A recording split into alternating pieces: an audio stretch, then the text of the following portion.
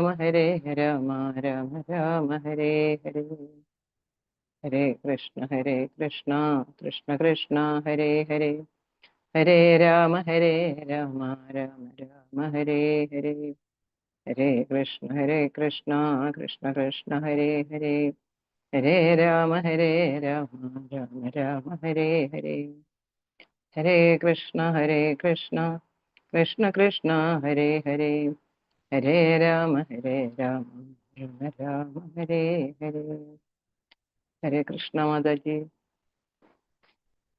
हरे कृष्ण माता जी। हरे कृष्ण माता जी। प्रणाम माता जी। हरे कृष्ण। प्रणाम माताजी। कृष्ण उमज्ञानतिमिरान्धस्य नानाशनाशलाकया चक्षुरुन्मीलितं येन तस्मै श्रीगुरवे नमः। श्रीचैतन्यमनोभीष्टं स्थापितं येन भूतले स्वयं रूपकदाह्यं ददाति स्वपदान्तिकं। वन्देऽहं श्रीगुरुः श्रीयुतपदकमलं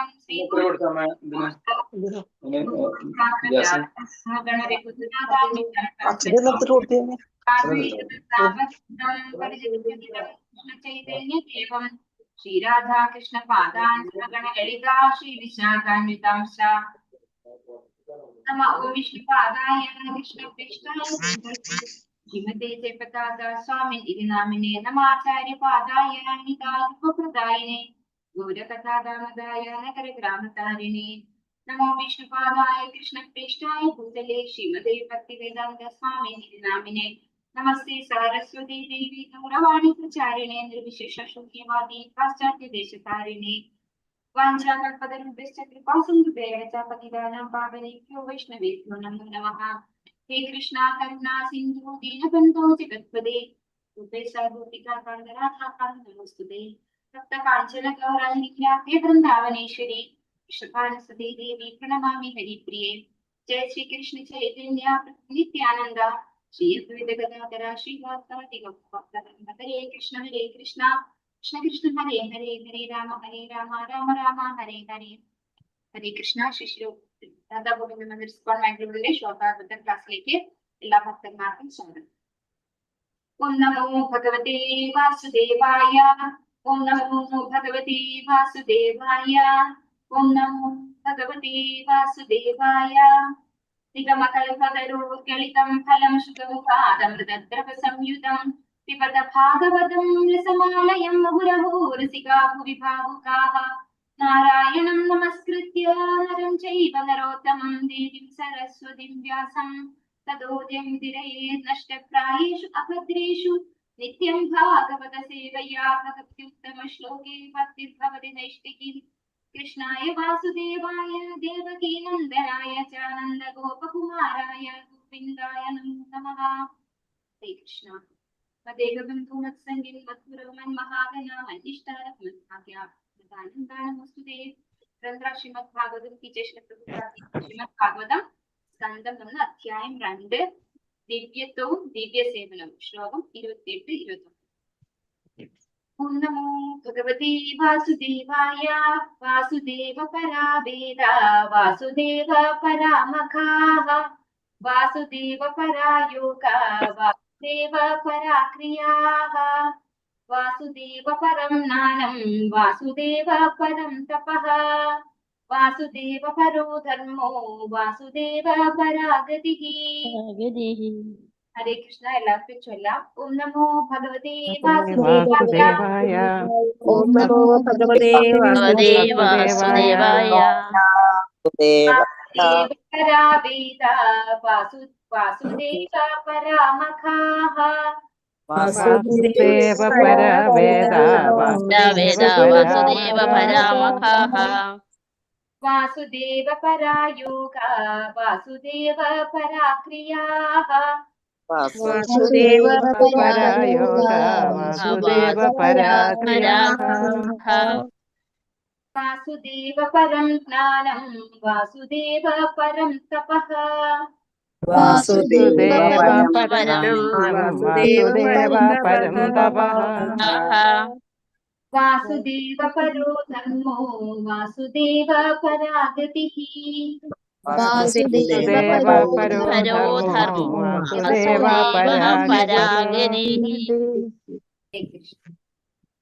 ഹരേ കൃഷ്ണ.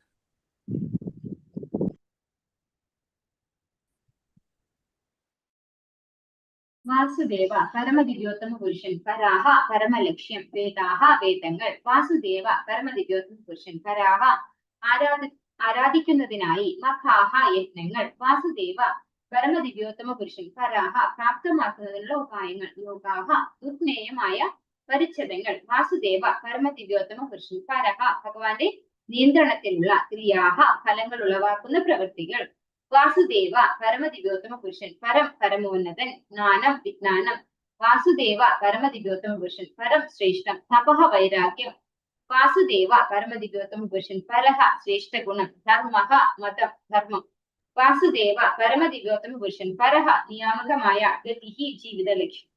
വർത്തമാന ഭാവാർത്ഥം ഭക്തി വേദാന്ത സ്വാമി പ്രഭുപാദിച്ച് വെളിപ്പെട്ട ധർമ്മശാസ്ത്ര വിജ്ഞാനത്തിന്റെ ആത്യന്തിക പൊരുൾ ശ്രീകൃഷ്ണൻ പരമദിവ്യോത്തമ പുരുഷനാകുന്നു. പരമദിവ്യോത്തമ പുരുഷനെ പ്രീതിപ്പെടുത്തുകയാണ് യജ്ഞാനുഷ്ഠാനങ്ങളുടെ ഉദ്ദേശം. യോഗ പരമദിവ്യോത്തമ പുരുഷനെ സാക്ഷാത്കരിക്കാനുള്ളതാകുന്നു. സർവകർമ്മഫലങ്ങളും പരമദിവ്യോത്തമ പുരുഷനാണ് പരമമായി പ്രദാനം ചെയ്യുന്നത്. പരമജ്ഞാനം പരമദിവ്യോത്തമ പുരുഷനായ ഭഗവാനാകുന്നു. മാത്രവുമല്ല, സമസ്ത കഠിന നിഷ്ഠകളും വൈരാഗ്യങ്ങളും തപശ്ചര്യകളും അനുഷ്ഠിക്കുന്നത് ഭഗവാനെ മനസ്സിലാക്കുവാനാണ്. ഭഗവത് ഭക്തിയുടെ സേവന സമർപ്പണമാണ് മതം. ജീവിതത്തിന്റെ നിയാമക ലക്ഷ്യം പരമദിവ്യോത്തമ പുരുഷനാകുന്നു. ഹരേ കൃഷ്ണ. അപ്പൊ നമ്മൾ കഴിഞ്ഞ ക്ലാസ്സിൽ എടുത്ത ശ്ലോകത്തിലെ അവസാനം എന്താണ് പറഞ്ഞിരിക്കുന്നത്? രജസ്തമോ ഗുണത്തിലുള്ള ആളുകള് സ്ത്രീ, അതുപോലെ സമ്പത്ത്, അതുപോലെയുള്ള ഭൗതികമായ ഐശ്വര്യങ്ങൾക്കൊക്കെ വേണ്ടിയിട്ട് അന്യദേവന്മാരെ ആരാധിക്കുന്നു എന്ന് നമ്മൾ മനസ്സിലാക്കി അല്ലെ. ഇവിടെ എന്താണ് പറയുന്നത്? ശ്രീമദ് ഭാഗവതം പറയുന്നു, വെളിപ്പെട്ട ധർമ്മശാസ്ത്ര വിജ്ഞാനത്തിന്റെ ആത്യന്തിക പൊരുൾ ശ്രീകൃഷ്ണൻ പരമദിവ്യോത്തമ പുരുഷനാകുന്നപ്പോ നമ്മള് ഭഗവത്ഗീത 15-ാമത്തെ അധ്യായത്തിൽ 15-ാമത്തെ ശ്ലോകത്തിൽ നമ്മളൊരു കാര്യം പഠിച്ചിട്ടുണ്ട്. ഓർമ്മയുണ്ടായിരിക്കും. സർവസ്യ ചാഹം ഹൃദി സന്നിവിഷ്ടോ മത്ത സ്മൃതിജ്ഞാനമപോഹനം വേദൈശ്ച സർവൈർ അഹമേവ വേദ്യോ വേദാന്തകൃത്യേത വിദേവ ചാഹം. അല്ലെ, വേദങ്ങൾ ഉണ്ടാക്കിയതും ഞാനാണ്, അതുപോലെ വേദത്തിലൂടെ അറിയേണ്ടതും എന്നെ തന്നെയാണ് എന്ന് ഭഗവാൻ അവിടെ അവസാനം പറയുന്നുണ്ട് അല്ലെ. അപ്പൊ വെളിപ്പെട്ട ധർമ്മശാസ്ത്ര വിജ്ഞാനത്തിന്റെ ആത്യന്തിക പൊരുൾ ശ്രീകൃഷ്ണൻ പരമദിവ്യോത്തമ പുരുഷനാകുന്നപ്പോ എല്ലാത്തിന്റെയും അന്തിമമായിട്ട് നമുക്ക് മനസ്സിലാക്കേണ്ടത് ഭഗവാനെ കുറിച്ച് മനസ്സിലാക്കുക എന്നുള്ളതാണ് അല്ലെ. പരമദിവ്യോത്തമ പുരുഷനെ പ്രീതിപ്പെടുത്താനാണ് യജ്ഞാനുഷ്ഠാനങ്ങളുടെ ഉദ്ദേശം. ഇത് നമ്മൾ മനസ്സിലാക്കിയിട്ടുണ്ട് അല്ലെ. എന്താണ്? ഭോക്താരം യജ്ഞ തപസാം സർവലോക മഹേശ്വരം. നമ്മൾ ഭഗവത്ഗീത 5-ാമത്തെ അധ്യായത്തില് 29-ാമത്തെ ശ്ലോകത്തിൽ നമ്മൾ പഠിച്ചിട്ടുണ്ട്. എല്ലാ യജ്ഞങ്ങളുടെയും പരമമായ ഭോക്താവ് ഭഗവാനാണ്. എല്ലാത്തിന്റെയും ആസ്വാദകൻ, പരമാസ്വാദകൻ ഭഗവാനാണ്. അപ്പൊ പരമദിവ്യോത്തമ പുരുഷനെ പ്രീതിപ്പെടുത്താനാണ് യജ്ഞാനുഷ്ഠാനങ്ങളുടെ ഉദ്ദേശം. യോഗ പരമദിവ്യോത്തമ പുരുഷനെ സാക്ഷാത്കരിക്കാനുള്ളതാകുന്നു. നമ്മൾ ധ്യാന യോഗയിൽ നമ്മൾ കണ്ടിട്ടുണ്ട് അല്ലെ. എന്തിന്? ഭഗവാനെ സാക്ഷാത്കരിക്കാൻ വേണ്ടിയാണ് യോഗ ചെയ്യുന്നത്. അപ്പൊ അതിന്റെയും ആത്യന്തിക ലക്ഷ്യം ഭഗവാനാണ്. സർവ കർമ്മഫലങ്ങളും പരമദിവ്യോത്തമ പുരുഷനാണ് പരമമായി പ്രദാനം ചെയ്യുന്നത്. ഇപ്പോ എല്ലാം സമർപ്പിക്കുന്നത് ഭഗവാനാണ്. ഭോക്താരം യജ്ഞ തപസം അല്ലെ. പരമജ്ഞാനം പരമദിവ്യോത്തമ പുരുഷനായ ഭഗവാനാകുന്നു. വേദൈശ്ച സർവൈർ അഹമേവ വേദ്യോ. ഭഗവാനെ കുറിച്ചാണ് എല്ലാം അറിയേണ്ടത് അല്ലെ.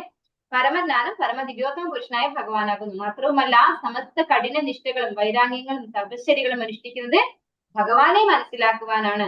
ഭഗവത് ഭക്തിയുടെ സേവന സമർപ്പണമാണ് മതം. അപ്പോ ഈ മതം എന്ന് പറയുന്നത് എന്താണ്? നമ്മൾ ഹിന്ദു മതം, ക്രിസ്ത്യാനി മതം അല്ല, ഇങ്ങനെ ഓരോ മതത്തെ പറ്റി പറയും. ഇവിടെ പറയുന്നു മതം എന്ന് പറയുന്നത് ഭഗവാന് വേണ്ടി ഭക്തിയുടെ സേവനം അർപ്പിക്കുക എന്നതാണ് മതം. ഭഗവത് ഭക്തിയുടെ സേവന സമർപ്പണമാണ് മതം എന്ന് പറയുന്നത്. ജീവിതത്തിന്റെ നിയാമക ലക്ഷ്യം പരമദിവ്യോത്തമ പുരുഷനാകുന്നു. അപ്പോ ഒരൊറ്റ ലക്ഷ്യമേ ഉള്ളൂ നമുക്ക്, അത് ഭഗവാന്റെ അടുത്തേക്ക് പോലെ ഭഗവാനെ പ്രാപിക്കുക എന്നുള്ളതാണ് ഒരേ ഒരു ലക്ഷ്യം. ഭക്തി വേദാന്ത സ്വാമി പ്രഭുപാദിച്ച് ഈ ഇരു ശ്ലോകങ്ങളിലും ശ്രീകൃഷ്ണൻ പരമദിവ്യോത്തമ പുരുഷൻ ഏക ആരാധ്യ പൊരുളെന്ന് സ്ഥിരീകരിക്കുന്നു. ഒരാളുടെ നാദീഭാവത്തെ സ്ഥാപിക്കുകയും അപ്രകാരം നമുക്ക് നഷ്ടമായ ഭഗവത് പ്രേമയുദ്ധ സേവനത്തെ പരമമായി പുനരുദ്ധീകരിക്കുകയും ചെയ്യുക എന്ന കർമ്മത്തെയാണ് വേദങ്ങളിൽ വസ്തുനിഷ്ഠമായി പ്രതിപാദിച്ചിരിക്കുന്നത്. വേദങ്ങളുടെ രത്ന ചുരുക്കമാണിത്. ഭഗവത്ഗീതയിൽ ഇതേ സിദ്ധാന്തത്തെ സ്വവാക്യത്താൽ ഭഗവാൻ സ്ഥിരീകരിക്കുന്നു. വേദങ്ങളുടെ ആത്യന്തിക ലക്ഷ്യം പരമദിവ്യോത്തമ പുരുഷനെ അറിയുക എന്ന് മാത്രമാണ്. ഭൗതിക പ്രകൃതിയിൽ ബദ്ധരായ പതിതാത്മാക്കളെ ഉദ്ബോധിപ്പിക്കാനായി മാത്രം അവതാരമായ വ്യാസദേവൻ മുഖാന്തിരം ഭഗവാനാൽ സജ്ജീകരിക്കപ്പെട്ടതാകുന്നു സർവ്വവേദങ്ങൾ. അപ്പൊ ഇവിടെ എന്താ പറയുന്നത്? ഈ 2 ശ്ലോകങ്ങളിലൂടെ ഭഗവാനാണ് പരമദിവ്യോത്തമ പുരുഷനെന്നും ഭഗവാനെയാണ് നമ്മൾ സേവിക്കേണ്ടതെന്നും വ്യക്തമായിട്ട് പറഞ്ഞു തരികയാണ് അല്ലെ. ഭഗവത് പ്രേമത്തെ പുനരുദ്ധീകരിക്കാൻ, പരമമായി പുനരുദ്ധീകരിക്കുകയും ചെയ്യുക എന്ന കർമ്മത്തെയാണ് വേദങ്ങളിലൂടെ വസ്തുനിഷ്ഠമായി പ്രതിപാദിച്ചിരിക്കുന്നത്. പക്ഷെ വേദങ്ങൾ എന്താണ്? ഒരുപാടുണ്ട് അല്ലെ. വേദങ്ങൾ ഒരുപാടുണ്ട്. അതിൽ കുറെ കർമ്മകാണ്ഡ ഉണ്ട്. കർമ്മകാണ്ഡയിൽ ആളുകൾ കുടുങ്ങിപ്പോകുന്നു എന്നാണ് പറയുന്നത്. ആക്ച്വലി വേദങ്ങൾ പ്രകാരം പോവുകയാണെങ്കിൽ അവസാനമായിട്ട് ഭഗവാന്റെ അടുത്തേക്ക് തന്നെയാണ് എത്തുക. പക്ഷെ അതിലൂടെ കടന്നു പോകാതെ കർമ്മകാണ്ഡ എത്തിക്കഴിഞ്ഞ് അവിടെ സ്റ്റോപ്പ് ചെയ്യാണ് ആളുകൾ ചെയ്യുന്നത്. അതുകൊണ്ടാണ് അവർക്ക് മുന്നോട്ട് പോകാൻ സാധിക്കാത്തത്. അപ്പോ അതിന്റെ വേദങ്ങളുടെ രത്ന ചുരുക്കമാണിത് എന്ന് പറയുന്നു. ശ്രീമദ് ഭാഗവതം എന്താണ്? സാരസത്തെയാണ് വേദങ്ങളുടെ അല്ലെ. അപ്പൊ ഇത് രത്ന ചുരുക്കമാണ്. ഭഗവത്ഗീതയിൽ ഇതേ സിദ്ധാന്തത്തെ സ്വവാക്യത്താൽ ഭഗവാൻ സ്ഥിരീകരിച്ചിരിക്കുന്നു. വേദൈശ്യ സർവേ അഹമേവ വേദ്യോ അല്ലെ. വേദങ്ങളുടെ ആത്യന്തിക ലക്ഷ്യം പരമദിവ്യോത്തമ പുരുഷനെ അറിയുക എന്ന് മാത്രമാണ്. ഭൗതിക പ്രകൃതിയാൽ ബദ്ധരായ പതിതാത്മാക്കളെ ഉദ്ബോധിപ്പിക്കാനായി മാത്രം അവതാരമായ വ്യാസദേവൻ. ഇതാണ് പ്രത്യേകം നമ്മൾ മനസ്സിലാക്കേണ്ടത്. ശ്രീമദ് ഭാഗവതം വ്യാസദേവനാൽ എഴുതപ്പെട്ടിട്ടുള്ളതാണെങ്കിലും അത് ഭഗവാന്റെ തന്നെ അവതാരമാണ്. സാഹിത്യ അവതാരം എന്നാണ് പറയുന്നത്. ഭഗവാന്റെ സാഹിത്യ അവതാരം, അതായത് ശക്തിയാവേശ അവതാരമാണ്, സാഹിത്യ അവതാരമാണ് വ്യാസദേവൻ. അങ്ങനെ വ്യാസദേവനെ ഭഗവാൻ തന്നെയാണ്, ഭഗവാന്റെ തന്നെ അവതാരമായിട്ടുള്ള വ്യാസദേവനാണ് ഭഗവാനെ കുറിച്ച് നമുക്ക് പറഞ്ഞു തരുന്നത് അല്ലെ. സോ അവതാരമായ വ്യാസദേവൻ മുഖാന്തിരം ഭഗവാനാൽ സജ്ജീകരിക്കപ്പെട്ടതാകുന്നു സർവ്വവേദങ്ങൾ. അപ്പൊ എല്ലാ വേദങ്ങളും, അതുകൊണ്ടാണ് വേദാന്ത കൃദ്വേദ വിദേവ ചാഹം എന്ന് പറയുന്നത് അല്ലെ. ഭഗവാൻ തന്നെയാണ് വേദങ്ങൾ ഉണ്ടാക്കിയതെന്ന് ഭഗവാൻ പറഞ്ഞു. അപ്പൊ ഭഗവാന്റെ തന്നെ സാഹിത്യ അവതാരമാണ് വ്യാസദേവൻ. അതുകൊണ്ട് ഭഗവാനെ കുറിച്ച് പറയാൻ ആർക്കാണ് ആധികാരികമായിട്ട് പറയാൻ പറ്റുക? ഇപ്പൊ എന്നെ കുറിച്ച് പറയാൻ എനിക്കാണ് ആധികാരികമായിട്ട് പറയാൻ പറ്റുക എന്നതുപോലെ ഭഗവാനെ കുറിച്ച് ആധികാരികമായിട്ട് പറയാൻ ഭഗവാന് തന്നെയാണ് സാധിക്കുക. അപ്പൊ ഭഗവാനാൽ നിയുക്തമാക്കപ്പെട്ട ശക്തി ആവേശ അവതാരം അതാണ് വ്യാസദേവൻ. അങ്ങനെ ഭഗവാനെ കുറിച്ചുള്ള എല്ലാ വേദങ്ങളും രചിച്ചത് വ്യാസദേവനാണ്. പക്ഷെ ഭഗവാനാണ് അതിന്റെ കർത്താവ് എന്ന് ഭഗവാൻ തന്നെ ഭഗവത്ഗീതയിൽ പറഞ്ഞിട്ടുണ്ട്. ഭൗതിക ബന്ധങ്ങളിൽ നിന്നുള്ള മോചനം പ്രദാനം ചെയ്യാൻ ഒരു ദേവനും കഴിയില്ല. പുരുഷനെ കുറിച്ച് യാതൊരു അറിവുമില്ലാത്ത നിർവ്യക്തിഗത പരമദിവ്യോത്തമ പുരുഷനെ കുറിച്ച് അഖില വേദശാസ്ത്രങ്ങളുടെയും തീരുമാനമാണത്. പരമദിവ്യോത്തമ പുരുഷനെ കുറിച്ച് യാതൊരു അറിവുമില്ലാത്ത നിർവ്യക്തിഗതവാദികൾ പരമപുരുഷന്റെ അനന്തശക്തിയെ പരമാവധി ലഘൂകരിക്കുകയും മറ്റു ജീവാത്മാക്കളുടെ പദവിക്ക് സമാനമായി താഴ്ത്തുകയും ചെയ്യുന്നു. ഇത്തരം നിർവ്യക്തിഗതവാദികൾക്ക് അത്യന്തം കഠിന പ്രയത്നത്തിലൂടെ മാത്രമേ ഭൗതിക ബന്ധങ്ങളിൽ നിന്ന് മോചനം ലഭിക്കുകയുള്ളൂ. അതീന്ദ്ര ജ്ഞാന സംസ്കാരത്തിലൂടെ അസംഖ്യം ജന്മങ്ങൾക്ക് ശേഷം മാത്രമേ അവർക്ക് പരമദിവ്യോത്തമ പുരുഷനെ ശരണം പ്രാപിക്കാൻ കഴിയുകയുള്ളൂ. അപ്പൊ ഇവിടെ പറയുന്നത് നിർവ്യക്തിഗതവാദികളെ കുറിച്ചാണ്. നിർവ്യക്തിഗതവാദികൾ എന്താ ചെയ്യുന്നത്? ഭഗവാന്റെ അനന്തമായ ശക്തി, ഭഗവാൻ എന്ന് പറഞ്ഞാൽ എന്താണ്? ഫുള്ളാണ് അല്ലെ, കംപ്ലീറ്റ് പവർ ഉള്ള ആളാണ്. അപ്പൊ ഭഗവാനെ ആരെയും ആശ്രയിക്കേണ്ട ആവശ്യമില്ല ഒന്നിനും. പക്ഷെ ഭഗവാന്റെ ഒരു പ്രത്യേകത എന്താണ്? അവരവരുടെ ഭഗവാൻ ഓരോരോ അവതാരം എടുക്കുമ്പോൾ ആ അവതാരത്തിന് ആവശ്യമുള്ള ശക്തി മാത്രമേ ഭഗവാൻ പ്രകടിപ്പിക്കാറുള്ളൂ. നമുക്കറിയാം ഭഗവാൻ തന്നെ, അതായത് ശ്രീകൃഷ്ണ അവതാരത്തിൽ തന്നെ ജരാസന്ധനെ ആരാണ് വധിക്കുന്നത്? ഭീമസേനനാണ് വധിക്കുന്നത് അല്ലെ, ഭഗവാൻ വധിക്കുന്നില്ല. ഭീമസേനൻ. അപ്പൊ അങ്ങനെയുള്ള കാര്യങ്ങളിലൊന്നും ഭഗവാൻ എന്താണ്? ഭഗവാൻ ആരെയും കൊല്ലാൻ പറ്റാണ്ടില്ല. ഓരോരുത്തർക്കും ഓരോ കർമ്മം ഉണ്ടല്ലേ, അതിലൊന്നും ഭഗവാൻ കയറി ഇടപെടില്ല. ഭഗവാൻ ശക്തിയില്ല. അതുപോലെ ജരാസന്ധന്റെ യുദ്ധത്തിൽ തന്നെയാണ് തോന്നുന്നു ഒരിക്കൽ കുറെ പ്രാവശ്യം ഒളിച്ചു, ഒരു പ്രാവശ്യം ഒളിച്ചോടി എന്നൊക്കെ പറയുന്നുണ്ട് അല്ലെ. അപ്പൊ രൺചോർ എന്നുള്ള ഒരു പേരും ഭഗവാന് കിട്ടിയിട്ടുണ്ട്. ഭഗവാൻ അങ്ങനെ യുദ്ധത്തിന്റെ നടുവിൽ ഓടിയിട്ട്, കാരണം ജരാസന്ധനെ കൊല്ലേണ്ടത് ഭഗവാനല്ല, അത് ഭഗവാൻ അറിയാം. അതുകൊണ്ടാണ് ഭഗവാൻ അങ്ങനെ ചെയ്യുന്നത്, അല്ലാണ്ട് ഭഗവാന് ശക്തി ഇല്ലാണ്ടല്ല. അപ്പൊ ഇങ്ങനെയുള്ള കാഴ്ചകളായിരിക്കാം ഒരുപക്ഷെ ഇത്തരത്തിലുള്ള നിർവ്യക്തിഗതവാദികൾ ഭഗവാന്റെ അനന്ത ശക്തിയെ ലഘൂകരിക്കുന്നതിന്റെ കാരണം. അത് ലഘൂകരിക്കുകയും മറ്റ് ജീവാത്മാക്കളുടെ പദവിക്ക് സമാനമായി താഴ്ത്തുകയും ചെയ്യുന്നു എന്നാണ് ഇവിടെ പറയുന്നത്. അപ്പോ ഭഗവാന്റെ അനന്തമായ ശക്തിയെ നിർവ്യക്തിഗതവാദികൾ ലഘൂകരിച്ച് മറ്റുള്ള സാധാരണ ജീവാത്മാക്കളെ പോലെയാണ് ഭഗവാനും ഇവിടെ ഭൗതിക ലോകത്ത് അവതരിച്ചു കഴിഞ്ഞാൽ ഭഗവാനും ഈ മായയുടെ അധീനതയിലാണ് എന്ന് വിചാരിക്കുന്നവരാണ് നിർവ്യക്തിഗതവാദികൾ. അത്തരത്തിലുള്ള ആളുകൾ ഭൗതിക ബന്ധനത്തിന് പെട്ടെന്നൊന്നും മോചനം ലഭിക്കില്ല. അവർക്ക് പറയുന്നു അസംഖ്യം ജന്മങ്ങൾക്ക് ശേഷം മാത്രമേ അവർക്ക് പരമദിവ്യോത്തമ പുരുഷനെ ശരണം പ്രാപിക്കാൻ കഴിയുകയുള്ളൂ എന്ന് ഇവിടെ പറയുന്നു. അപ്പോ ഒരുപാട് ജന്മങ്ങൾ കഴിഞ്ഞാൽ അവർക്കും മോചനം കിട്ടും, പക്ഷെ ഒരുപാട് ഡിലേ ആകും. കാരണം അവർ ഇങ്ങനെയുള്ള കർമ്മങ്ങൾ ചെയ്യുന്നത് കൊണ്ടും അവരുടെ ബുദ്ധി അതിനനുസരിച്ചായതുകൊണ്ടും അത് ശരിയാവുന്നത് വരെ അവർക്ക് എന്താണ് ജനിച്ചു മരിച്ചുകൊണ്ടിരിക്കേണ്ടി വരും. യജ്ഞാചാര അനുഷ്ഠാനങ്ങൾ വേദകർമ്മങ്ങളെ അടിസ്ഥാനപ്പെടുത്തിയുള്ളതാണെന്ന് ഒരാൾ വാദിച്ചേക്കാം. അത് യഥാർത്ഥവുമാണ്. എന്നാൽ അപ്രകാരമുള്ള എല്ലാ യജ്ഞങ്ങളും വാസുദേവ സംബന്ധ സത്യസാക്ഷാത്കാരത്തെ ഉദ്ദേശിച്ചുള്ളവയാകുന്നു. വാസുദേവന്റെ മറ്റൊരു നാമം യജ്ഞമാകുന്നു. സർവയജ്ഞങ്ങളും സർവകർമ്മങ്ങളും യജ്ഞ അഥവാ പരമദിവ്യോത്തമ പുരുഷന്റെ സംതൃപ്തിക്കായി നിർവഹിക്കപ്പെടേണ്ടതാണ്. ഭഗവത്ഗീതയിൽ സുവ്യക്തമായി പ്രസ്താവിച്ചിരിക്കുന്നു. യോഗതന്ത്രങ്ങളുടെയും നിജസ്ഥിതിയും ഇത് തന്നെയാണ്. യോഗതന്ത്രങ്ങളുടെ നിജസ്ഥിതിയും ഇത് തന്നെയാണ്. പരമപുരുഷനുമായി താതാത്മ്യം പ്രാപിക്കുക എന്നതാണ് യോഗ കൊണ്ട് അർത്ഥമാക്കുന്നത്. എന്നാൽ ഈ യോഗ പ്രക്രിയയിൽ ആസന, ധ്യാന, പ്രാണായാമ, സമാധി തുടങ്ങിയ പലവിധങ്ങളായ ശാരീരിക ലക്ഷണങ്ങളുണ്ട്. മാത്രമല്ല അവയൊക്കെ തന്നെ പരമാത്മാവെന്ന് വിശേഷിപ്പിക്കുന്ന വാസുദേവ ദർശനത്തിൽ ഏകാഗ്രത കേന്ദ്രീകരിക്കാൻ ഉദ്ദേശിച്ചുള്ളവയാകുന്നു. വാസുദേവന്റെ ഭാഗിക സാക്ഷാത്കാരമാണ് പരമാത്മ സാക്ഷാത്കാരം. അപ്പോ ഇവിടെ എന്താണ് പറയുന്നത്? യജ്ഞാനുഷ്ഠാനങ്ങൾ, അത് ഈ വേദകർമ്മങ്ങളെ അടിസ്ഥാനപ്പെടുത്തി, അതായത് വേദത്തിൽ പറഞ്ഞിട്ടുള്ളതാണ് യജ്ഞങ്ങൾ എന്ന് ഒരാൾ വാദിച്ചേക്കാം. പക്ഷെ ഭഗവാൻ എന്ത് പറയുന്നുണ്ട് ഭഗവത്ഗീതയിൽ? കർമ്മണോന്യത്ര ലോകോയം കർമ്മ ബന്ധനഃ തദർത്ഥം കർമ്മ കൗന്ദേയം സംഘസമാചരഹാല് യജ്ഞത്തിനായിക്കൊണ്ട് കർമ്മം ചെയ്യും. പക്ഷെ യജ്ഞം എന്ന് പറയുന്നതും ഭഗവാന്റെ തന്നെ പേരാണ്. ഭഗവാന്റെ ഒരു അവതാരമാണ് യജ്ഞൻ. യജ്ഞൻ ദക്ഷിണ പറഞ്ഞിട്ട് നമുക്ക് കാണാം ഭാഗവതത്തില്. പോകെ നമുക്കത് കാണാൻ പറ്റും. അപ്പൊ യജ്ഞം എന്ന് പറയുന്നതും ഭഗവാൻ തന്നെയാണ്. അപ്പൊ എല്ലാം ഭഗവാന്റെ സംതൃപ്തിക്കായിട്ട് നിർവഹിക്കണമെന്ന് ഭഗവത്ഗീതയിൽ പറഞ്ഞിട്ടുണ്ട് എന്ന് പറയുന്നു. പിന്നെ അതുപോലെ തന്നെ ഇവിടെ പറയുന്നു പരമപുരുഷനുമായി താതാത്മ്യം പ്രാപിക്കുക. അത് യോഗയിലൂടെ ചെയ്യുന്ന നമ്മുടെ ധ്യാന യോഗ, അഷ്ടാംഗ യോഗ, ഇതൊക്കെ ഭഗവാനുമായിട്ട് പരമാത്മാവിൽ ലയിക്കുക എന്നുള്ളതാണ് അവരുടെ കോൺസെപ്റ്റ്. അവർക്ക് പക്ഷെ ഭഗവാൻ എന്ന തലത്തിലേക്ക് അറിയില്ല. അപ്പൊ ഇവിടെ പറയുന്നു ഭാഗിക സാക്ഷാത്കാരം, അതാണ് വാസുദേവന്റെ ഭാഗിക സാക്ഷാത്കാരമാണ് പരമാത്മ സാക്ഷാത്കാരം. ഭഗവാൻ തന്നെ ക്ഷീരോദകശായ വിഷ്ണുവാണ് എല്ലാവരുടെ ഉള്ളിലും പരമാത്മ സ്വരൂപത്തിൽ ഇരിക്കുന്നത്, അല്ലെ? പക്ഷെ ക്ഷീരോദകശായ വിഷ്ണു ഭഗവാന്റെ വിസ്തരണം മാത്രമാണ്. ഭഗവാൻ ശ്രീകൃഷ്ണനാണ് ഗോലോക വൃന്ദാവനത്തിലുള്ള ആത്യന്തികമായിട്ടുള്ള പരമ ദിവ്യോത്തമ പുരുഷൻ. അപ്പൊ ആ ഭഗവാന്റെ ഒരു വിസ്തരണം മാത്രമാണ് ക്ഷീരോദകശായ വിഷ്ണു പരമാത്മാവായിട്ട് എല്ലാവരുടെ ഉള്ളിലും ഇരിക്കുന്നത്. അപ്പൊ അതൊരു ഭാഗികമായ സാക്ഷാത്കാരമാണ് പരമാത്മ സാക്ഷാത്കാരം എന്ന് പറയുന്നത്. ആ ഉദ്യമത്തിൽ വിജയിക്കുന്ന ഒരാൾ വാസുദേവനെ പരിപൂർണമായി സാക്ഷാത്കരിക്കുന്നു. എന്നാൽ നിർഭാഗ്യകരമായി അധികം യോഗികളും ശാരീരിക പ്രക്രിയയാൽ ആർജിച്ച യോഗാത്മക ശക്തികളാൽ നിരാലംബരായിരിക്കുന്നു. ദൗർഭാഗ്യരായ അവർക്ക് പൂർത്തിയാകാത്ത വാസുദേവ സാക്ഷാത്കാരം എന്ന കർമ്മ നിർവഹണത്തിനായി അടുത്ത ജന്മത്തിൽ സദ്ബ്രാഹ്മണ കുടുംബത്തിലോ അഥവാ സമ്പന്ന വ്യവസായ കുടുംബത്തിലോ ജന്മം എടുക്കാനുള്ള അവസരം ലഭിക്കുന്നു. അപ്രകാരമുള്ള ഭാഗ്യവാന്മാരായ ബ്രാഹ്മണരോ സമ്പന്നരുടെ പുത്രരോ ആ അവസരത്തെ വേണ്ടവണ്ണം ഉപയോഗപ്പെടുത്തിയാൽ ദിവ്യശക്തികളുടെ സംസർഗത്താൽ അവർക്ക് വാസുദേവനെ അനായാസേന സാക്ഷാത്കരിക്കാനാവും. നിർഭാഗ്യവശാൽ അത്തരം വിശേഷ വ്യക്തികൾ ഭൗതിക സമ്പത്തിനാലും പ്രശസ്തിയാലും വീണ്ടും മോഹിക്കപ്പെടുന്നു. അങ്ങനെ ജീവിത ലക്ഷ്യം വിസ്മരിക്കുന്നു. അപ്പോ നമ്മള് ഭഗവത്ഗീത 6-ാമത്തെ അധ്യായത്തിൽ പഠിച്ച കാര്യമാണ് ഇവിടെ പറയുന്നത്. നമ്മള് യോഗയിൽ പരിപൂർണരാകുക എന്ന് പറയുന്നത് വളരെ ഡിഫിക്കൽട്ട് ആയിട്ടുള്ള ഒരു പ്രോസസ്സാണ്, അല്ലെ? യോഗയിൽ എന്താണ് വളരെ കർക്കശമാണ്. ഇന്ദ്രിയ നിയന്ത്രണം അതുപോലെയുള്ള എല്ലാ കാര്യങ്ങളും അതിൽ പറഞ്ഞിട്ടുണ്ട്. ഒട്ടും ഉയരം, ഇരിപ്പിടം പോലും അധികം ഉയരത്തിലാവരുത്, അധികം താഴ്ന്നതാവരുത്, അല്ലെ?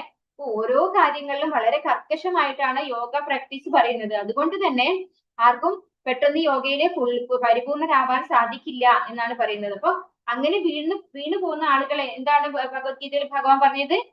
പ്രാപ്യ പുണ്യകൃതാൻ ലോകൻ ഉഷിത്വാ ശാശ്വതി സമാഹ ശുചീനാം ശ്രീമതാംഗേഹേ യോഗഭ്രഷ്ടോപി ജായതേ. അപ്പൊ പകുതിയായി പോകുന്ന ആളുകള് ഉപരിലോകങ്ങളിൽ സ്വർഗീയ ഗ്രഹങ്ങളിൽ പോയി സുഖം അനുഭവിച്ച ശേഷം ഇവിടെ നല്ല സമ്പന്നരായ കുടുംബങ്ങളിൽ അല്ലെങ്കിൽ ബ്രാഹ്മണ കുടുംബങ്ങളിൽ ഒക്കെ വന്ന് ജനിക്കുന്നു. അപ്പൊ അവർക്ക് എന്താണ് കിട്ടുന്നത്? ഓപ്പർച്യൂണിറ്റിയാണ് കിട്ടുന്നത്, അല്ലെ? അങ്ങനെയുള്ള നല്ല കുടുംബത്തിൽ ജനിക്കുമ്പോൾ അവർക്ക് ഈ പറഞ്ഞതുപോലെ നോൺ വെജ് ഒന്നും കഴിക്കേണ്ടതില്ല, അതുപോലെ ചിട്ടയായുള്ള ജീവിതം ജീവിക്കാം, അല്ലെ? സാമ്പത്തികമായ പുരോഗതി ഉണ്ടാവും, അതിനൊന്നും വേണ്ടി കഠിനാധ്വാനം ചെയ്യേണ്ടി വരില്ല. പക്ഷെ അങ്ങനെയുള്ള ഒരു ഭാഗ്യം കിട്ടിയിട്ടും ആ ഒരു ഭാഗ്യം ഭഗവാനെ മനസ്സിലാക്കാനോ ഭഗവാനെ അറിയാനോ അവർ ഉപയോഗിച്ചില്ല എങ്കിൽ എന്താണ് വരുന്നത്? അവർക്ക് വീണ്ടും ഈ ഭൗതിക ലോകത്ത് ജനിച്ചു മരിക്കേണ്ടി വരില്ല. അതാണ് ഇവിടെ പറയുന്നത്. നിർഭാഗ്യവശാൽ അത്തരം വിശേഷ വ്യക്തികൾ ഭൗതിക സമ്പത്തിനാലും പ്രശസ്തിയാലും വീണ്ടും മോഹിക്കപ്പെടുന്നു. അങ്ങനെ ജീവിത ലക്ഷ്യം വിസ്മരിക്കുന്നു. അപ്പോ അവർ വേണ്ടും വിധം അത് ഉപയോഗിച്ചാൽ അവർക്ക് എന്താണ്? ഭഗവാനെ പ്രാപിക്കാം, തീർച്ചയായിട്ടും പ്രാപിക്കാൻ സാധിക്കും. അതിനുള്ള സാഹചര്യം ഭഗവാൻ കൊടുക്കും. പക്ഷെ ഈ ഭൗതിക പ്രകൃതിയിൽ വന്ന് അവര് വ്യാമോഹത്തിൽ പെട്ടുപോയാൽ, ഈ ഒരു സമ്പത്തിലും ഐശ്വര്യത്തിലും അവര് കുടുങ്ങിപ്പോയാൽ, അത് ആസ്വദിക്കാൻ വേണ്ടി മാത്രം ജീവിതം വിനിയോഗിച്ചാൽ അവർ പരാജിതരാകുന്നു എന്നാണ് പറയുന്നത്. വിജ്ഞാന സംസ്കാര കാര്യത്തിലും ഇത് ബാധകമാണ്. ഭഗവത്ഗീത അനുസരിച്ച് വിജ്ഞാന അഭിവൃദ്ധി നേടാൻ 18 വിഷയങ്ങളുണ്ട്. അപ്രകാരമുള്ള വിജ്ഞാന സംവർദ്ധനത്താൽ ഒരാൾ ക്രമേണ അസൂയാരഹിതനും അഭിമാനം ഗർവമില്ലാത്തവനും ബാഹ്യ അലങ്കാരം ഇല്ലാത്തവനും ശുദ്ധ ഹൃദയവനും ശ്രേഷ്ഠ ആത്മീയ ആചാര്യന് പൂർണ്ണ സമർപ്പണം ചെയ്തവനും ആത്മനിയന്ത്രണമുള്ളവനും ആയിത്തീരുന്നു.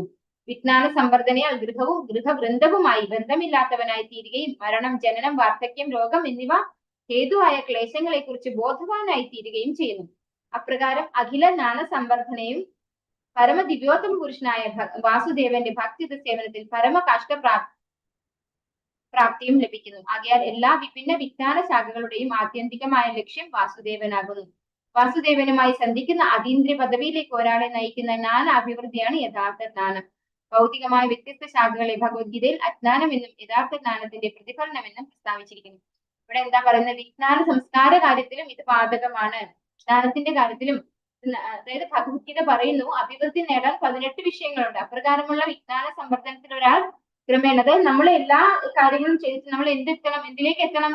അസൂയാരഹിതനും അഭിമാനം, അല്ലെ, ഞാൻ ഈ ശരീരമാണെന്നുള്ള ബോധത്തിൽ നമ്മൾ പുറത്ത് കടക്കണം. അഹങ്കാരം ഇല്ലാതിരിക്കണം. ബാഹ്യാലങ്കാരം, അതായത് നമ്മൾ ഒരുപാട് നമ്മുടെ ഈ ഡെഡ് ബോഡി ഡെക്കറേറ്റ് ചെയ്യുന്ന ഒരാളായിരിക്കരുത്, അല്ലെ. ബാഹ്യാലങ്കാരം ഇല്ലാത്തവനും ശുദ്ധ ഹൃദയനും ശ്രേഷ്ഠ ആത്മീയ ആചാര്യനും പൂർണ്ണ സമർപ്പണം. അതാണ് ഏറ്റവും ഇമ്പോർട്ടന്റ്, അല്ലെ. നമ്മളൊരു ആധ്യാത്മിക ഗുരുവിനെ സ്വീകരിച്ച വ്യക്തിയുമായിരിക്കണം. അങ്ങനെയുള്ള ഒരു വ്യക്തിക്ക് എന്തുമായിട്ടുള്ള ബന്ധം ഇല്ലാതെയാവും? ഗൃഹവൃന്ദവുമായി, അല്ലെ, വീട്ടുകാരുമായിട്ട് ഒരു ആത്മബന്ധം, അല്ലെ, ഒരു അറ്റാച്ച്മെന്റ് ഇല്ലാത്ത വ്യക്തിയായിട്ട് മാറുന്നു. ആ വ്യക്തിക്ക് ജനന, മരണ, വാർദ്ധക്യ രോഗങ്ങളെ അതിക്രമിക്കാൻ സാധിക്കുന്നു എന്നാണ് ഇവിടെ പറയുന്നത്, അല്ലെ. അങ്ങനെ എല്ലാ ജ്ഞാന സംവർദ്ധനയും എല്ലാം അറിവ് നേടാനായിട്ടുള്ള എല്ലാ പ്രക്രിയയും എന്തിനു വേണ്ടിയിട്ടുള്ളതാകുന്നു? ഭഗവാനെ മനസ്സിലാക്കാൻ, അല്ലെ. വാസുദേവനായിരിക്കണം നമ്മുടെ ആത്യന്തിക ലക്ഷ്യം. യഥാർത്ഥ ജ്ഞാനത്തിന്റെ പ്രതിഫലനം വിസ്തരിച്ചിരുന്നു. ഒരു ഭൂത പ്രപഞ്ച ശാസ്ത്രത്തിന്റെ പരമലക്ഷ്യം ഇന്ദ്രിയ സംതൃപ്തിയാണ്. ഭൗതികമായ വ്യത്യസ്ത ശാഖകളെ ഭഗവത്ഗീതയിൽ അജ്ഞാനമെന്നും യഥാർത്ഥ ജ്ഞാനത്തിന്റെ പ്രതിഫലനമെന്നും പ്രസ്താവിച്ചിരിക്കുന്നു. അതായത് ഭൗതികമായിട്ടുള്ള ഒരു ജ്ഞാനം, ഭൗതികമായിട്ടുള്ള അറിവ് അജ്ഞാനം, അതായത് അറിവില്ലായ്മയാണെന്നാണ് പറയുന്നത്. ഭൗതികമായിട്ട് നമുക്ക് PhD ഒക്കെ ഉണ്ടാവും, അല്ലെ. അതെന്താണ് ശരിക്കും? അജ്ഞാനം. അതല്ലെങ്കിൽ ജ്ഞാനത്തിന്റെ പ്രതിഫലനം, നിഴല് മാത്രമാണ്. ജ്ഞാനമല്ല, അതിന്റെ നിഴല് മാത്രമാണ്, അതിന്റെ പ്രതിഫലനം മാത്രമാണെന്നാണ് ഇവിടെ പറയുന്നത്. ഭൂതപ്രപഞ്ച ശാസ്ത്രത്തിന്റെ പരമലക്ഷ്യം ഇന്ദ്രിയ സംതൃപ്തിയാണ്. അതായത് നമ്മുടെ ഈ ഭൗതിക ലോകത്ത് എന്തൊരു ജ്ഞാനവും, അതായത് നമ്മളിപ്പോ ഒരു ഡോക്ടർ ആവണം, അല്ലെങ്കിൽ എന്താവട്ടെ, എന്താണ് MBA, നമ്മൾ പല പല ശാഖകളുണ്ട്, അല്ലെ. എല്ലാത്തിന്റെയും യഥാർത്ഥ ലക്ഷ്യം എന്താണ്? ഒരുപാട് പണം ഉണ്ടാക്കുക, ഒരുപാട് സുഖിക്കുക, അല്ലെ. അപ്പൊ ഇന്ദ്രിയ സംതൃപ്തിയാണ് അതിന്റെയൊക്കെ ലക്ഷ്യം. അതായത് ഭൗതിക അസ്തിത്വ കാലയളവ് ദീർഘിക്കുകയും അപ്രകാരം ത്രിവിധ ക്ലേശങ്ങളിൽ അവിരാമം തുടരുകയുമാണ്. ആകയാൽ ഭൗതിക അസ്തിത്വത്തിലെ ക്ലേശഭരിത ജീവിതം അജ്ഞതയാകുന്നു. എന്നാൽ ആത്മീയ സാക്ഷാത്കാര പാതയിലേക്ക് നയിക്കുന്ന അതേ ഭൂതപ്രപഞ്ച ശാസ്ത്രത്തെ ഭൗതിക അസ്തിത്വത്തിലെ ക്ലേശനിർഭര ജീവിതം സമാപ്തമാക്കാനും അപ്രകാരം വാസുദേവ പദവിയിലുള്ള ആത്മീയ അസ്തിത്വ ജീവിതം ആരംഭിക്കാനും ഒരാളെ സഹായിക്കുന്നു. അപ്പൊ ഇവിടെ പറയുന്നത് ഭൗതികമായിട്ടുള്ള അറിവ് അത് അജ്ഞതയാണ്. അതുപോലെ ഈ ത്രിവിധ ക്ലേശങ്ങൾ അത് തുടരുക തന്നെയുള്ളൂ. എന്തുകൊണ്ടാണത്? നമ്മൾ അതിന് കാലം ദീർഘിപ്പിക്കാനാണ് നമ്മൾ പരിശ്രമിച്ചുകൊണ്ടിരിക്കുന്നത്. നമുക്കറിയാം, നമുക്ക് ഹാർട്ട് അറ്റാക്ക്, അതുപോലെ എന്തെങ്കിലും ഒരു ചെറിയൊരു പ്രോബ്ലം വരും, നമ്മൾ അപ്പൊ പോകും ഡോക്ടറെ അടുത്ത്, അല്ലെ. പോണ്ട, ഡോക്ടറെ അടുത്ത് പോകാതിരിക്കാന്നല്ല അതിന്റെ അർത്ഥം. പക്ഷെ നമ്മുടെ ആഗ്രഹം എന്താണ്? ആത്മീയമായിട്ട് പുരോഗതിക്കാനോ നമ്മൾക്ക് ചെയ്യാൻ ബാക്കിയുള്ളത് അതാണെന്ന് തിരിച്ചറിയാനോ നമ്മൾ അപ്പോഴും തയ്യാറാവാറില്ല, അല്ലെ. നമുക്കൊരു ഇൻഡിക്കേഷൻ ആണ് ഭഗവാൻ തരുന്നത്. അധികം ഉണ്ടാവില്ല ടൈമിന്. ഒരു ചെറിയൊരു അറ്റാക്ക് വന്നതിന് പുറത്തേക്ക് കിടക്കുന്ന ആളുകൾ പിന്നെയും എന്താ അവർ ചെയ്യാം? ഇത് തന്നെയാണ്, ഈ ഭൗതികമായ കാര്യങ്ങൾ തന്നെയാണ് നമുക്ക് ചെയ്തുകൊണ്ടിരുന്നത് കാണുന്നത്, അല്ലെ. ഈ ഭൗതികമായ കാര്യങ്ങൾ ആസ്വദിക്കാൻ വേണ്ടി കാലം ദീർഘിപ്പിക്കാൻ മാത്രമാണ് ആളുകൾ പരിശ്രമിക്കുന്നത്. പക്ഷെ യഥാർത്ഥത്തിൽ നമ്മൾ ചെയ്യേണ്ട ആധ്യാത്മിക പുരോഗതിയാണ്. ഈ ആധ്യാത്മിക പുരോഗതി അതിനുവേണ്ടി ശ്രമിച്ചു കഴിഞ്ഞാൽ എന്താണ് നമുക്ക് പറയുന്നത്? ക്ലേശ നിർഭര ജീവിതം അത് സമാപ്തമാവുകയും ആത്മീയ അസ്തിത്വം ലഭിക്കുകയും ചെയ്യും. അതെങ്ങനെയാണ് സാധിക്കുന്നത്? നമ്മൾ ഈ ഭൗതിക ലോകത്ത് ജീവിക്കുമ്പോൾ നമ്മൾ ആത്മീയമായ കാര്യങ്ങൾ, അതായത് ഭഗവത് സേവനം ചെയ്തു തുടങ്ങി കഴിഞ്ഞാൽ നമുക്ക് എങ്ങനെയാണ് ഈ ത്രിവിധ ക്ലേശങ്ങളിൽ നിന്ന് പുറത്തു വരാനും ഭഗവത് അതായത് ആത്മീയമായ ഒരു അസ്തിത്വം കിട്ടുകയും ചെയ്യുന്നതെന്ന് ചോദിച്ചു കഴിഞ്ഞാൽ അത് ഭഗവത്ഗീതയിൽ തന്നെ അത് എക്സ്പ്ലെയിൻ ചെയ്തിട്ടുണ്ട്. എന്താണ് അതിൽ പറയുന്നത്? ഭഗവാന്റെ സേവനത്തിൽ നമ്മൾ ഏർപ്പെട്ട് കഴിഞ്ഞാൽ നമ്മൾ ഈ ഭൗതിക ലോകത്താണ് ജീവിക്കുന്നതെങ്കിലും നമ്മൾ ആധ്യാത്മിക ലോകത്താണ് ഉള്ളത് എന്ന് ഭഗവത്ഗീത പറയുന്നു. അതുപോലെ ക്ലേശഭരിത ജീവിതം, നമ്മള് ഭക്തന്മാർക്ക് ബുദ്ധിമുട്ടുകൾ വരുന്നില്ലേ? ആളുകൾ ചോദിക്കുന്ന ഒരു വലിയൊരു ചോദ്യമാണത്. ഭക്തന്മാർക്ക് ബുദ്ധിമുട്ടുകൾ വരുന്നില്ലേ? അതിനുള്ള ഒരു ഉത്തരാണ് ഇപ്പൊ നമ്മള് ഒരു കുട്ടീനെ നല്ല പുതിയ ഉടുപ്പൊക്കെ ഇട്ടിട്ട് നമ്മളൊരു ട്രിപ്പ് കൂട്ടിക്കൊണ്ടുപോവാണ്, അല്ലെ, ഒരു യാത്ര പോവാണ്. നല്ല പുതിയ ഡ്രസ്സ്, നല്ല ബ്യൂട്ടിഫുൾ ഡ്രസ്സാണ് ആ കുട്ടിക്ക് ഇട്ട് കൊടുത്തിരിക്കുന്നത്. പക്ഷെ ആ കുട്ടി കുറച്ചു ദൂരം നടന്നപ്പോ ഒന്ന് കാല് തട്ടി വീണ ഉടുപ്പ് അങ്ങ് കീറിപ്പോയി. അപ്പൊ നമ്മൾ എന്താ കുട്ടിയോട് പറയാ? ഉടുപ്പല്ലേ കീറിയത്, കുഴപ്പമില്ല, എനിക്കൊന്നും പറ്റിയില്ലല്ലോ, ഇതാണ് നമ്മൾ ചോദിക്കുന്ന ചോദ്യം അല്ലെ. നമ്മൾ വേറെ ഉടുപ്പ് വാങ്ങിക്കാം, ആ ഉടുപ്പ് പോയിക്കോട്ടെ, സാറില്ല, പുതിയ ഉടുപ്പാണ്, സാറില്ല, അത് വേറെ വാങ്ങിക്കാം എന്ന് പറയും. അതുപോലെ നമ്മുടെ ഈ ശരീരം എന്ന് പറയുന്നത് ഒരു ഉടുപ്പ് മാത്രമാണ്. ശരിക്കും നമ്മള് ആത്മാവാണ് അല്ലെ. ആ ആത്മാവിന്റെ ഒരു ഉടുപ്പാണ് ഈ ശരീരം എന്ന് പറയുന്നത്. ഈ ക്ലേശഭരിത ജീവിതം നമ്മുടെ മനസ്സിനെ ബാധിക്കുമ്പോഴാണ് അത് നമുക്ക് താങ്ങാൻ പറ്റാത്തതാവുന്നത്. പക്ഷെ അത് നമ്മൾ ആ ഒരു ശരീരബോധത്തിൽ നിന്ന് പുറത്തു വന്നു കഴിഞ്ഞാൽ, ആധ്യാത്മിക തലത്തിലേക്ക് നമ്മൾ വന്നു കഴിഞ്ഞാൽ ശരീരത്തിന്റെ പ്രശ്നങ്ങളൊന്നും നമ്മളെ ബാധിക്കുന്നതേ ഉണ്ടാവില്ല. അതാണ് അതിന്റെ മീനിങ്. സർവ്വവിധ തപശ്ചര്യകൾക്കും ഇത് ബാധകമാണ്. ജീവിതത്തിന്റെ ഉന്നത അവസ്ഥ പ്രാപ്തമാക്കാൻ സ്വമേധയാ സ്വീകരിക്കുന്ന ശാരീരിക പീഡനമാണ് തപസ്യ. രാവണനും ഹിരണ്യകശിപുവും ഇന്ദ്രിയ സംതൃപ്തിയുടെ ഉപേയം പ്രാപ്തമാക്കാൻ കഠിനമായ ശാരീരിക പീഡനങ്ങൾക്ക് വിധേയരായി. ചില രാഷ്ട്രീയ നേട്ടങ്ങൾ ആർജിക്കാനായി ആധുനിക രാഷ്ട്രീയക്കാർ വല്ലപ്പോഴും ഒക്കെ കഠിന തപസ്യകൾ അനുഷ്ഠിക്കാറുണ്ട്. യഥാർത്ഥ തപസ്യയുടെ മാർഗമാകയാൽ വാസുദേവനെ മനസ്സിലാക്കുന്നതിനായി സ്വമേധയാലുള്ള ശാരീരിക അസൗകര്യങ്ങളെ നിശ്ചയമായും സ്വീകരിക്കണം. അല്ലാത്ത പക്ഷം സർവ്വവിധ തപസ്യകളെയും രജസ്തമോ ഗുണങ്ങളായി തരംതിരിച്ചിരിക്കുന്നു. ജീവിത ക്ലേശങ്ങളെ സമാപ്തമാക്കാൻ രജസ്സിനോ തമസിനോ സാധ്യമല്ല. അപ്പൊ ഇവിടെ എന്താ പറയുന്നത്, നമ്മള് തപശ്ചര്യകളെ കുറിച്ചാണ് ഇവിടെ പറയുന്നത് അല്ലെ. സർവ്വവിധ തപശ്ചര്യകൾക്കും ഇത് ബാധകമാണ്. നമ്മള് ഇവിടെ ഹിരണ്യകശിപു, രാവണൻ ഒക്കെ തപസ് ചെയ്തിട്ടുണ്ട്, ഒരുപാട് ബുദ്ധിമുട്ടി തപസ് ചെയ്തിട്ടുണ്ട് അല്ലെ. ഒരു ശരീരത്തെ പോലും ശ്രദ്ധിക്കാതെ രാവണൻ എങ്ങനെയാണ് തന്റെ 9 തലകളും വെട്ടി ഇടുന്നുണ്ടായിരുന്നു അല്ലെ, വെട്ടിക്കളയുന്നുണ്ടായിരുന്നു. അങ്ങനെ തപസ് ചെയ്തിട്ടുണ്ട്. ഹിരണ്യകശിപു ആണെങ്കിൽ ഒരു അസ്ഥി കൂടെ മാത്രമേ ഉണ്ടായിരുന്നുള്ളൂ, അഗ്നിയൊക്കെ വരുന്നുണ്ടായിരുന്നു. അങ്ങനെ അത്രയും കഠിന തപസ്സായിരുന്നു ഹിരണ്യകശിപു ഒക്കെ ചെയ്തിട്ടുണ്ടായിരുന്നു. അപ്പൊ ഇവരൊക്കെ ഇത്രമാത്രം കഠിന ഇന്ദ്രിയങ്ങളെ നിയന്ത്രിച്ചത് എന്തിനു വേണ്ടിയാണ്? ഇന്ദ്രിയങ്ങളെ ഒരുപാട് കൂടുതൽ ഉപയോഗിക്കാൻ വേണ്ടി അല്ലെ, ഇന്ദ്രിയ സംതൃപ്തിയുടെ കൂടുതൽ തലങ്ങൾ ഉണ്ടാക്കാൻ വേണ്ടിയാണ് അവരെ ശ്രമിച്ചത്. അവരൊരിക്കലും ഭഗവാനെ പ്രീതിപ്പെടുത്താൻ വേണ്ടിയല്ല. അതുപോലെ ഇന്നത്തെ കാലത്ത് നമുക്ക് കാണുന്നത് എന്താണ്, ഉപവാസമൊക്കെ കാണാം അല്ലെ. കലക്ട്രേറ്റിന്റെ മുമ്പില് നിരാഹാര സമരമൊക്കെ ഇരിക്കുന്ന കാണാം. ഇതൊക്കെയാണ് രാജസികമായിട്ടുള്ള ഉപവാസം എന്ന് പറയുന്നത്. അതൊന്നും എന്താണ് നമുക്ക് ആത്മീയമായ പുരോഗതിക്ക് വേണ്ടി ഉള്ളതല്ല. എന്നാൽ അതേസമയം ആത്മീയ പുരോഗതിക്ക് വേണ്ടി ഭഗവാനെ സംതൃപ്തിപ്പെടുത്താൻ വേണ്ടി ഉള്ളതായിരിക്കണം നമ്മുടെ യഥാർത്ഥത്തിലുള്ള തപസ് എന്നാണ് പറയുന്നത്. മറ്റെല്ലാ തപസ്സും എന്താണ്, ഒരു സമയം പാഴാക്കൽ മാത്രമാണ് അല്ലെ. ശ്രമ ഏവഹി കേവലം എന്നാണ് ശ്രീമദ് ഭാഗവത അതിനെയൊക്കെ പറയുന്നത്. ത്രിവിധ ഭൗതിക ക്ലേശങ്ങളെ പ്രശമിപ്പിക്കാൻ സത്വഗുണത്തിന് മാത്രമേ കഴിയുകയുള്ളൂ. ശ്രീകൃഷ്ണ ഭഗവാന്റെ മാതാപിതാക്കൾ എന്നറിയപ്പെടുന്ന വസുദേവരും ദേവകിയും വാസുദേവനെ പുത്രനായി ലഭിക്കാൻ തപശ്ചര്യകൾ അനുഷ്ഠിച്ചു. ഭഗവത്ഗീത 14:4 സർവ്വ ജീവാത്മാക്കളുടെയും പിതാവ് ബീജദാതാവ് താൻ ഭഗവാനാണെന്ന് പ്രസ്താവിച്ചിരിക്കുന്നു. ആകയാൽ സർവ്വ ജീവാത്മാക്കളുടെയും യഥാർത്ഥ പിതാവ് ഭഗവാനാകുന്നു. സർവ്വ ഉപഭോക്താക്കളിലും വെച്ച് ശാശ്വതനായ ഉപഭോക്താവും ഭഗവാനാണ്. ആകയാൽ അഗ്നർ കരുതും പോലെ ആർക്കും ഭഗവാന്റെ ഹേതുഭൂതരാകാൻ സാധ്യമല്ല. ദേവകി വസുദേവരുടെ തപസ്യയിൽ സംപ്രീതനാകയാൽ ശ്രീകൃഷ്ണ ഭഗവാൻ അവരുടെ പുത്രനാകാൻ സമ്മതിച്ചു. ആകയാൽ ഏതൊരു തപസ്യയുടെയും അന്തിമ ലക്ഷ്യം വാസുദേവ ആകണം. അപ്പൊ ഇവിടെ വസുദേവരും ദേവകിയും തപസ് ചെയ്ത് ഭഗവാനെ പുത്രനായി കിട്ടാൻ ആഗ്രഹിച്ചു അല്ലെ. അങ്ങനെ അപ്പൊ ശരിക്കും ഭഗവത്ഗീതയിൽ എന്താ ഭഗവാൻ പറയുന്നത്, ഞാനാണ് എല്ലാവരുടെയും പിതാവ് അല്ലെ, അഹം ബീജപ്രദ പിതാ ഭഗവാൻ പറയുന്നു.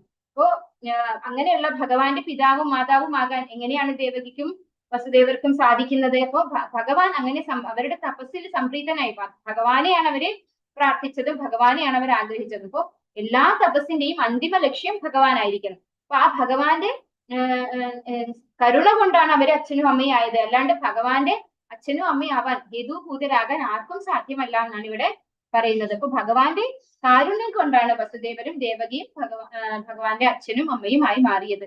വാസുദേവൻ യഥാർത്ഥ പരമദിവ്യോത്തമ പുരുഷനായ ശ്രീകൃഷ്ണ ഭഗവാനാകുന്നു. മുമ്പ് വിശദമാക്കിയതുപോലെ യഥാർത്ഥ പരമദിവ്യോത്തമ പുരുഷൻ സ്വയം അസംഖ്യം രൂപങ്ങളിൽ വിസ്തൃതമാകുന്നു. അപ്രകാരമുള്ള വിസ്തരണങ്ങൾ ഭഗവാന്റെ വ്യത്യസ്ത ശക്തികളാലാണ് സാധ്യമാകുന്നത്.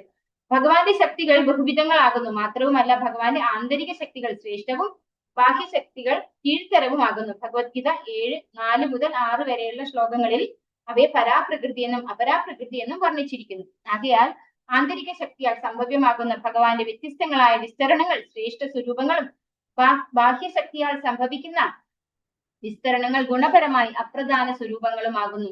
ജീവസത്തകളും ഭഗവാന്റെ വിസ്തരണങ്ങളാകുന്നു. ഭഗവാന്റെ ആന്തരിക ശക്തികളാൽ വിസ്തൃതമായ ജീവസത്തുകൾ നിത്യമുക്താത്മാക്കളാകുന്നു. അതേസമയം ഭൗതിക ശക്തികളാൽ വിസ്തൃതമായവർ ശാശ്വതബദ്ധാത്മാക്കളാണ്.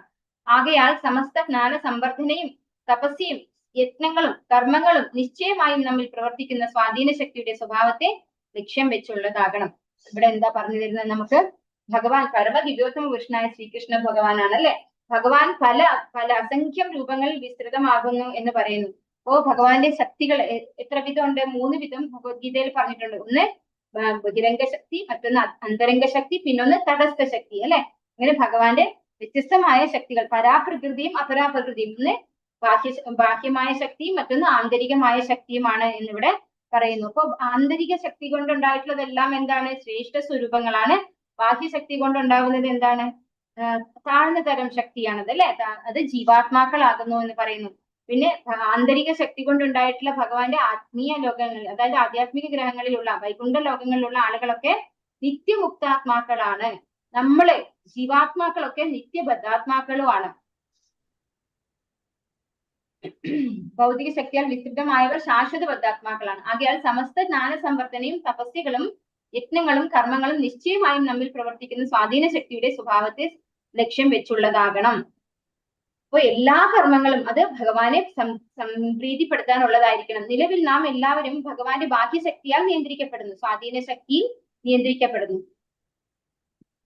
സ്വാധീന ശക്തിയിൽ മാറ്റം വരണമെങ്കിൽ നിശ്ചയമായും ആത്മീയ ശക്തി വർദ്ധിപ്പിക്കണം. മഹാത്മാക്കൾ അഥവാ ശ്രീകൃഷ്ണ ഭഗവാന്റെ സേവനത്തിൽ നിരതരായവർ ആന്തരിക ശക്തിയുടെ നിയന്ത്രണത്തിലാണ്. തൽഫലമായി അത്തരം വിശാല മനസ്കരായ ജീവാത്മാക്കൾ യാതൊരു വ്യതിയാനവും കൂടാതെ ഭഗവത് സേവനത്തിൽ സദാ വ്യാപൃതരായിരിക്കുന്നു. അപ്പൊ ഭഗവാന്റെ ശുദ്ധ ഭക്തന്മാരെ അവരാരാലാണ് സംരക്ഷിക്കപ്പെടുന്നത്? ഭഗവത്ഗീത പറഞ്ഞിട്ടുണ്ട്. ഭഗവാന്റെ ദൈവിക പ്രകൃതിയാൽ, അതായത് യോഗമായാൽ സംരക്ഷിക്കപ്പെടുന്നു. പക്ഷെ നമ്മള് ബാഹ്യശക്തിയില് ഉള്ള, അതായത് ബദ്ധാത്മാക്കളായിട്ടുള്ള ആളുകൾ ആരാലാണ് വലയ്ക്കപ്പെടുന്നത്? മഹാമായയാൽ വലയ്ക്കപ്പെടുകയാണ് ചെയ്യുന്നത് അല്ലെ. ത്രിവിധ ക്ലേശങ്ങളിലൂടെ വലയ്ക്കപ്പെടുകയാണ് ചെയ്യുന്നത്. മറ്റേ ഭഗവാന്റെ ഭക്തന്മാര് ഭഗവാന്റെ ആന്തരിക ശക്തിയായിട്ടുള്ള യോഗമായാൽ സംരക്ഷിക്കപ്പെടുകയാണ് ചെയ്യുന്നത്. അതുകൊണ്ട് അങ്ങനെയുള്ള ജീവാത്മാക്കൾക്ക്, അതായത് മുക്താത്മാക്കൾക്ക് എല്ലാ സമയത്തും ഭഗവാന്റെ സേവനത്തിൽ നിരതരാവാൻ സാധിക്കുന്നു. മാത്രവുമല്ല സർവ്വവേദ സാഹിത്യങ്ങളുടെയും നിർണയം ഇതാകുന്നു. അതീന്ദ്രിയ ജ്ഞാനത്തെ സംബന്ധിച്ച ശുഷ്കമായ ദർശനങ്ങളെക്കുറിച്ചോ അഥവാ ഫലങ്ങൾ ഉളവാകുന്ന കർമ്മങ്ങളെക്കുറിച്ചോ നിശ്ചയമായും ആരും വ്യാകുലപ്പെടേണ്ടതില്ല. നിശ്ചയമായും ഭഗവാന്റെ അതീന്ദ്ര പ്രേമയുക്ത സേവനത്തിൽ ഏവരും സ്വയം ഏർപ്പെടുന്നു. ഭൗതിക ലോകത്തിന്റെ സൃഷ്ടി സ്ഥിതി സംഹാരങ്ങളിൽ ഭഗവാന്റെ വിഭിന്ന കരങ്ങൾ എന്ന പോലെ പ്രവർത്തിക്കുന്ന വ്യത്യസ്ത ദേവന്മാരെയും ആരും നിശ്ചയമായും ആരാധിക്കേണ്ടതില്ല. അവയൊക്കെ തന്നെ വാസുദേവ ഭഗവാന്റെ വിഭിന്ന സഹായ ഹസ്തങ്ങളാകുന്നു. ശിവനെയും ബ്രഹ്മദേവനെയും ദേവന്മാരുടെ പട്ടികയിലാണ് ഉൾപ്പെടുത്തിയിരിക്കുന്നത്. എന്നാൽ വിഷ്ണു ഭഗവാനെ അഥവാ വാസുദേവനെ തഥാ അതീന്ദ്ര തലത്തിൽ പ്രതിഷ്ഠിച്ചിരിക്കുന്നു. അപ്പൊ ഇവിടെ എന്താ പറഞ്ഞു തരുന്നത്? നമ്മൾ ഭഗവാന്റെ സേവനത്തിൽ ഏർപ്പെട്ട് കഴിഞ്ഞാൽ നമ്മൾ ഒന്നിനെ കുറിച്ചും ഓർത്ത് വ്യാകുലപ്പെടേണ്ടതില്ല. ഏതുപോലെ എന്ന് പറഞ്ഞാൽ അച്ഛന്റെ കൈപിടിച്ച് നടക്കുന്ന ഒരു കുട്ടി, ആ കുട്ടിക്ക് അച്ഛൻ സംരക്ഷിച്ചു കൊള്ളുന്നുള്ള ആ ഒരു പൂർണ്ണ ബോധ്യത്തോട്, അതുപോലെ നമുക്ക് ഭഗവാനെ ആശ്രയിച്ച് നമുക്ക് ജീവിക്കാൻ പറ്റും. ബാക്കി ഒരു കാര്യത്തിലും നമ്മൾ വ്യാകുലപ്പെടേണ്ട ആവശ്യമേ ഇല്ല. ഭഗവാനെ ആരാധിക്കാൻ മാത്രം നമ്മൾ ചെയ്താൽ മതി. അതുപോലെ നമ്മൾ ഭക്തന്മാരായിട്ടുള്ള ആളുകള് അന്യദേവന്മാരെ ആരാധിക്കേണ്ടതിന്റെ ആവശ്യമില്ല. അവരൊക്കെ ഭഗവാന്റെ തന്നെ സഹായികളാണ്. അതായത് അച്ഛനാൽ സംരക്ഷിക്കാൻ ഏർപ്പാട് ചെയ്താൽ അവർക്ക് പ്രത്യേകിച്ച് സർവീസ് ചെയ്തു കൊടുത്തിട്ട് വേണ്ട. ചിലരെന്താ നമ്മളെ കണ്ടു കഴിഞ്ഞാൽ പറയോ നിങ്ങൾ ഇന്നയാളുടെ മകളല്ലേ എന്ന് പറഞ്ഞ് നമ്മൾ ഇങ്ങോട്ട് സഹായിക്കും അല്ലെ. അതുപോലെ ഈ പറയുന്ന ദേവന്മാരൊക്കെ ഭഗവാന്റെ സേവകരാണ് അല്ലെ. അപ്പൊ ഭഗവാന്റെ മക്കളാണ് നമ്മൾ എന്ന് കണ്ടു കഴിഞ്ഞാൽ അവരൊക്കെ നമുക്ക് സ്വാഭാവികമായിട്ട് തന്നെ സഹായം ചെയ്തോളും. അവരെ ആരാധിച്ച് പ്രീതിപ്പെടുത്തേണ്ടതിന്റെ ആവശ്യം വരുന്നില്ല. ഒരിക്കലും അവരെ റെസ്പെക്ട് ചെയ്യരുതെന്നല്ല ഇതുകൊണ്ട് ഉദ്ദേശിക്കുന്നത്. അവരെ റെസ്പെക്ട് ചെയ്യണം, നമ്മൾ തീർച്ചയായിട്ടും റെസ്പെക്ട് ചെയ്യണം. പക്ഷെ നമ്മൾ ആശ്രയിക്കേണ്ടത് ഭഗവാനെ മാത്രമാണെന്നാണ് പറയുന്നത്. അപ്പോ മറ്റുള്ള ദേവന്മാരുടെ തലത്തിലല്ല, വിഷ്ണു ഭഗവാന്റെ തന്നെ അവതാരമാണ് അല്ലെ. അഥവാ വാസുദേവനെ സദാ അതീന്ദ്രിയ തലത്തിൽ പ്രതിഷ്ഠിച്ചിരിക്കുന്നു എന്നാണ് പറയുന്നത്. ഭൗതിക ലോക സത്വഗുണം സ്വീകരിക്കുമ്പോഴും ഭഗവാൻ സർവ്വ ഭൗതിക പ്രകൃതിക്കും അതീന്ദ്രിയനായി സ്ഥിതി ചെയ്യുന്നു. സുവ്യക്തമായി അക്കാര്യത്തെ താഴെ പ്രതിപാദിക്കുന്ന ദൃഷ്ടാന്തം തെളിയിക്കുന്നു. കാരാഗൃഹത്തിൽ കുറ്റവാളികളും ജയിലധികാരിയുമുണ്ട്. മാത്രവുമല്ല അവർ ഇരുവരും രാജ അനുശാസനകളാൽ നിയന്ത്രിക്കപ്പെടുന്നു. എന്നാൽ ജയിൽ സന്ദർശിക്കുന്ന രാജാവ് ജയിലിലെ നിയമങ്ങൾക്ക് അതീതനായി വർത്തിക്കുന്നു. രാജാവ് കാരാഗൃഹ നിയമങ്ങൾക്ക് സദാ അതീന്ദ്രിയൻ എന്ന പോലെ ഭഗവാൻ ഭൗതിക ലോക നിയമങ്ങൾക്ക് സദാ അതീതനാണ്. അപ്പോ ഇവിടെ പറയുന്നു ഭൗതിക ലോക സത്വഗുണം സ്വീകരിക്കുക. ഭഗവാൻ ഈ ഭൗതിക ലോകത്ത് വന്നു കഴിഞ്ഞാൽ ഭഗവാൻ ഈ ഗുണത്തിനൊക്കെ അധീനനാണ് എന്ന് വിചാരിക്കും ചിലരല്ലേ. പക്ഷെ ഭഗവാൻ എങ്ങനെയാണ് പറയുന്നത്? ഇവിടെ ഒരു എക്സാമ്പിൾ പറയാണ്. ഒരു രാജാവിന്റെ അണ്ടറിലാണ് ഒരു ജയിലുള്ളത് അല്ലെ, കാരാഗൃഹം. അതിൽ ആരൊക്കെയുണ്ട്? കുറ്റവാളികളും ഉണ്ട്, അവരെ നിയന്ത്രിക്കുന്ന ജയിലർമാര് അല്ലെ, അതായത് പോലീസുകാര്, അങ്ങനെയുള്ളവരും ജയിലർമാരുണ്ട്. ഇവർക്ക് രണ്ടുപേർക്കും എന്താണ്? ഓരോ റൂൾസ് ഉണ്ട് അല്ലെ. ആ റൂൾസിനെ അവര് ബാധിക്കപ്പെട്ടിരിക്കുകയാണ്. പക്ഷേ അവിടെ സന്ദർശിക്കുന്ന രാജാവിന് ഈ റൂൾസ് റെഗുലേഷൻസ് ഒന്നും പാലിക്കേണ്ടതിന്റെ ആവശ്യമില്ല. അതുപോലെയാണ് ഈ ഭൗതിക ലോകം ഭഗവാന്റെ സൃഷ്ടിയാണ്. ഈ ഭൗതിക ലോകത്ത് ഭഗവാൻ വരുമ്പോ ഭഗവാൻ ഈ റൂൾസ് റെഗുലേഷൻസ് ഒന്നും പാലിക്കേണ്ടതിന്റെ ആവശ്യമില്ല. ഭഗവാൻ അതീന്ദ്രിയനാണ്. ഭഗവാൻ ഭൗതിക ലോക നിയമങ്ങൾക്ക് സദാ അതീതനാണ് എന്നാണ് ഇവിടെ പറഞ്ഞു തരുന്നത്. പഞ്ചാകൽപതരൂപേച്ച കൃപാ സിന്ധുഭേവച പതിതാനാം പാവനേഭ്യോ വൈഷ്ണവേഭ്യോ നമോ നമഃ. അനന്തകോടി വൈഷ്ണവ വൃന്ദ की जय, कृष्ण प्रभुपाद की जय, गुरु महाराज की जय, निताय गौर प्रेमानंदे, हरि हरि बोल, हरे कृष्णा, सर्वं श्री कृष्ण, हरे कृष्ण, हरे कृष्ण, हरे कृष्ण, കൃഷ്ണ മാതാജി हरे कृष्ण, हरे कृष्ण।